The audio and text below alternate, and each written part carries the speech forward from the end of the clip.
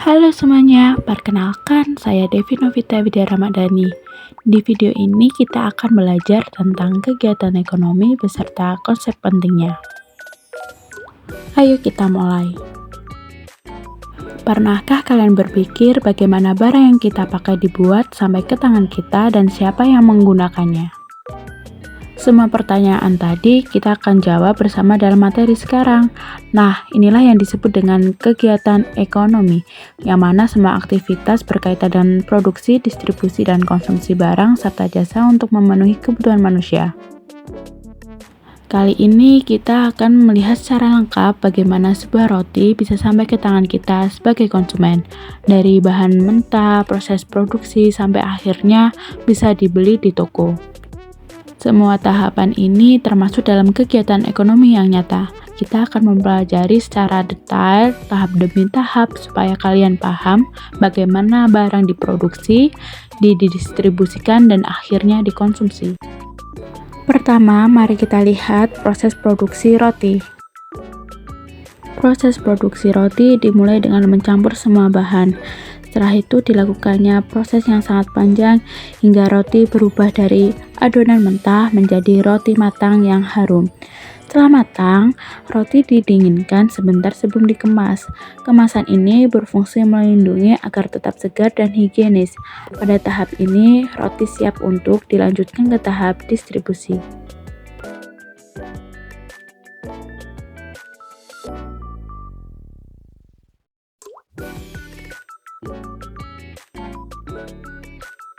Setelah diproduksi, roti tidak langsung sampai ke tangan konsumen, melainkan harus melewati tahap distribusi. Roti yang sudah dikemas lalu dikumpulkan di gudang penyimpanan. Di sinilah roti dikategorikan berdasarkan jenis dan tujuan pengirimannya. Truk atau kendaraan distribusi kemudian menjemput roti dari gudang dan mengantarnya ke berbagai toko. Selain itu bisa langsung ke tangan konsumen. Peran distributor dan penjual sangatlah penting agar roti yang dihasilkan di pabrik tetap sampai ke konsumen dengan kualitas terbaik.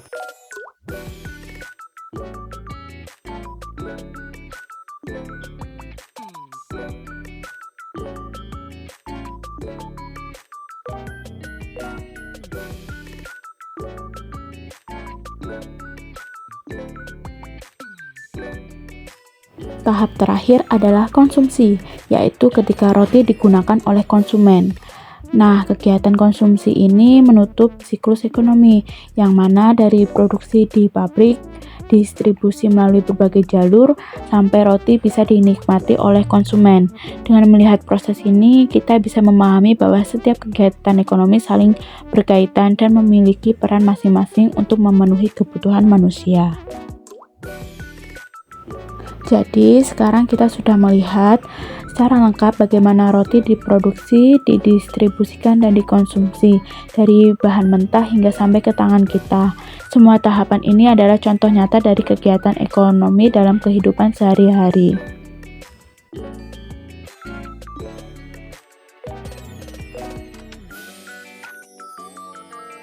Dari video tadi, kita dapat mengetahui apa pengertian dari kegiatan produksi.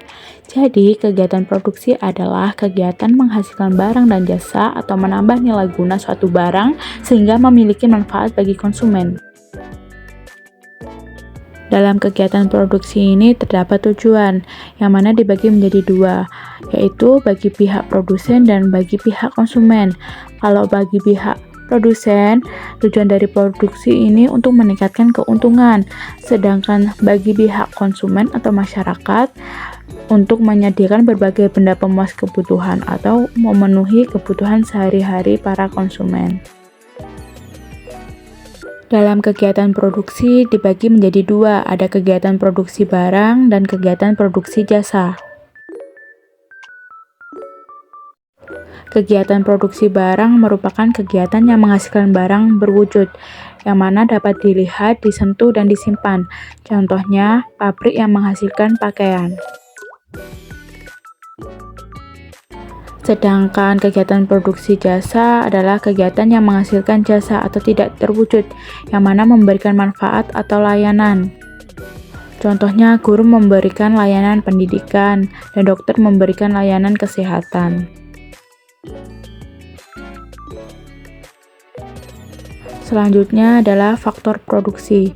Jadi, dalam faktor produksi ini dibagi menjadi 4. Pertama, faktor produksi alam, yang mana semua kekayaan yang ada di alam semesta ini digunakan dalam proses produksi. Contohnya ada tanah, air, udara, sinar matahari, dan bahan tambang. Nah, dalam sinar matahari ini dapat digunakan dalam proses produksi, contohnya garam. Para petani membutuhkan sinar matahari untuk memproduksi air laut menjadi garam. Faktor produksi kedua adalah faktor tenaga kerja, yang mana manusia secara langsung maupun tidak langsung dapat menjalankan kegiatan produksi. Secara umumnya, tenaga kerja itu dibedakan menjadi 3. Ada tenaga kerja terdidik, terampil, tidak terdidik, dan tidak terampil. Tenaga kerja terdidik merupakan tenaga kerja yang memiliki keahlian atau pengetahuan dalam bidang tertentu. Contohnya dokter, guru, pengacara, maupun insinyur. Sedangkan tenaga kerja terampil atau terlatih memiliki keterampilan atau keahlian khusus. Nah, contohnya seperti mekanik, juru masak, penjahit, dan sopir. Sedangkan tenaga tidak terdidik dan tidak terlatih merupakan tenaga kerja yang tidak perlu memerlukan pendidikan atau pelatihan khusus. Nah, biasanya ini mengandalkan tenaga fisiknya. Contohnya kuli bangunan, buruh angkut, dan asisten rumah tangga. Faktor produksi selanjutnya adalah faktor produksi modal, yang mana modal ini sebagai penunjang atau mempercepat dalam menambah kemampuan dalam memproduksi. Contohnya ada mesin, peralatan, dan bangunan. Dan yang terakhir, faktor produksi keahlian atau kewirausahaan. Keahlian atau keterampilan individu ini sebagai koordinasi dan mengelola faktor produksi untuk menghasilkan barang dan jasa. Kegiatan selanjutnya adalah kegiatan distribusi. Pengertian dari kegiatan distribusi ini adalah kegiatan yang menyalurkan barang dan jasa dari produsen ke konsumen agar barang tersebut mudah diperoleh. Jadi, inti dari kegiatan ini, barang berpindah tempat agar sampai ke tangan konsumen. Distribusi memiliki tujuan utama, yaitu membeli barang-barang dari produsen untuk kemudian dijual kepada konsumen. Jadi barang hasil dari produksi bisa digunakan oleh konsumen dengan tepat. Berikut kegiatan-kegiatan saat dilakukannya kegiatan produksi. Kegiatan pertama biasanya melakukan pembelian, yang mana kegiatan pembelian barang ini dilakukan oleh para produsen. Yang kedua adalah kegiatan pemilahan dan pengelompokan barang. Kegiatan ini merupakan kegiatan memilah dan mengelompokkan barang yang dibeli sesuai bentuk, ukuran, dan mutu barang. Kegiatan yang ketiga adalah pembungkusan dan pengepakan, merupakan kegiatan membungkus barang yang sudah dipilah dan dikelompokkan tadi. Kegiatan selanjutnya adalah kegiatan penggudangan, yang merupakan kegiatan menyimpan sementara di dalam gudang. Jadi barang yang dibeli tadi disimpan sementara sebelum dilakukannya penjualan. Kegiatan yang terakhir adalah pengangkatan dan pengangkutan, merupakan kegiatan memindahkan barang dari lokasi pembelian ke gudang, kemudian dari gudang ke pabrik, ke toko, atau ke lokasi konsumen. Dalam kegiatan distribusi terdapat faktor yang mempengaruhinya. Yang pertama adalah faktor pertimbangan barang atau produk. Jadi jenis, jumlah, dan sifat barang menentukan cara distribusinya. Misalnya, barang mudah rusak harus didistribusikan secara cepat agar sampai ke tangan konsumen. Untuk faktor yang kedua adalah faktor pertimbangan pasar. Jadi lokasi dan kebutuhan konsumen mempengaruhi jalur distribusi. Faktor yang ketiga, pertimbangan produsen. Jadi kapasitas dan strategi produsen menentukan metode distribusi yang dipilih. Misal, produsen besar dapat mengirim langsung ke konsumen, sedangkan produsen kecil biasanya menggunakan perantara. Untuk faktor yang terakhir adalah pertimbangan perantara. Jadi perantara mempermudah pengantaran dan penyediaan barang agar lebih efisien. Contohnya ada agen, makelar, komisioner, importir, eksportir, pedagang besar, dan pedagang eceran. Pengertian agen adalah pihak yang menjual barang atas nama produsen dan mendapatkan komisi dari setiap barang yang terjual. Sedangkan makelar adalah perantara yang mempertemukan penjual dan pembeli, tetapi tidak memiliki barang dan tidak mengambil alih resiko. Untuk pedagang besar, contohnya seperti toko grosir, sedangkan pedagang kecil contohnya seperti warung, kios, maupun toko kelontong. Dalam kegiatan distribusi ini dibedakan menjadi dua, yaitu distribusi langsung dan distribusi tidak langsung. Distribusi langsung adalah proses menjual barang secara langsung kepada konsumen tanpa perantara. Contohnya, petani menjual sayur langsung ke pembeli. Sementara distribusi tidak langsung menyalurkan barang melalui perantara sebelum sampai ke konsumen. Contohnya, produsen melewati pedagang besar, lalu pedagang kecil, dan sampailah ke tangan konsumen. Kegiatan ekonomi yang terakhir adalah kegiatan konsumsi, yaitu kegiatan menggunakan atau menghasilkan barang maupun jasa untuk memenuhi kebutuhan. Kegiatan konsumsi ini juga memiliki beberapa tujuan. Yang pertama, mengurangi nilai guna barang atau jasa secara bertahap. Dan yang kedua, menghabiskan nilai guna barang sekaligus. Yang ketiga, memuaskan kebutuhan secara fisik. Dan keempat, memuaskan kebutuhan rohani. Contoh memuaskan kebutuhan fisik seperti makan nasi, minum air, memakai baju, dan lain sebagainya. Sedangkan memuaskan kebutuhan rohani seperti menonton konser, beribadah, mendengarkan musik, dan bertamasya. Kegiatan konsumsi juga memiliki faktor-faktor yang mempengaruhinya. Yang pertama yaitu tingkat pendapatan. Jadi semakin tinggi pendapatan maka semakin besar daya belinya. Untuk faktor tingkat harga, artinya harga naik membuat konsumsi menjadi turun. Untuk faktor ketersediaan barang dan jasa di pasar ini artinya jika barang mudah ditemukan, maka konsumsi akan lebih lancar. Sebaliknya, jika barang langka atau sulit, maka konsumsi akan menurun. Tadi sudah dijelaskan faktor ekonomi dalam kegiatan konsumsi. Kali ini faktor non-ekonomi dalam kegiatan konsumsi.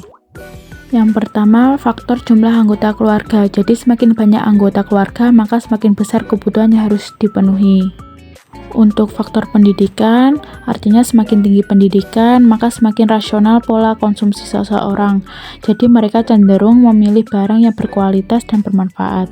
Artinya, lokasi tempat tinggal mempengaruhi jenis barang yang dikonsumsi. Contohnya, masyarakat di daerah tinggi, jadi lebih banyak membeli jaket dibandingkan daerah yang tempatnya di dataran rendah. Seperti tren, jadi teman sebaya dapat membuat atau mempengaruhi seseorang ikut membeli barang tertentu. Selanjutnya kita membahas mengenai konsep nilai guna barang. Nah, dalam nilai guna barang ini dibagi menjadi dua, ada nilai pakai dan nilai tukar. Nilai pakai artinya kemampuan barang untuk langsung memuaskan kebutuhan. Contohnya, roti punya nilai pakai karena bisa dimakan. Sedangkan nilai tukar adalah kemampuan barang untuk ditukar dengan barang lain. Contohnya, emas punya nilai tukar tinggi karena bisa ditukar dengan uang atau barang lain. Selanjutnya, teori perilaku konsumsi, yang mana dibagi menjadi dua, ada teori kardinal dan teori ordinal. Dalam teori kardinal, kepuasan seseorang dari mengonsumsi barang dianggap bisa diukur secara kuantitatif. Misalnya, makan roti pertama memberikan kepuasan paling besar, roti kedua lebih kecil, dan roti ketiga mungkin tidak memberikan kepuasan lagi. Konsumen akan memilih barang yang memberikan nilai kepuasan tertinggi berdasarkan angka tersebut. Sedangkan dalam teori ordinal, kepuasan tidak dinyatakan dalam angka, melainkan berdasarkan urutan preferensi. Jadi, konsumen cukup menentukan mana barang yang lebih disukai. Misalnya, seseorang lebih memilih membeli susu daripada minuman soda tanpa harus menghitung besar kepuasannya. Pilihan konsumen digambarkan melalui kurva indifference dan garis anggaran. Sekian dan terima kasih.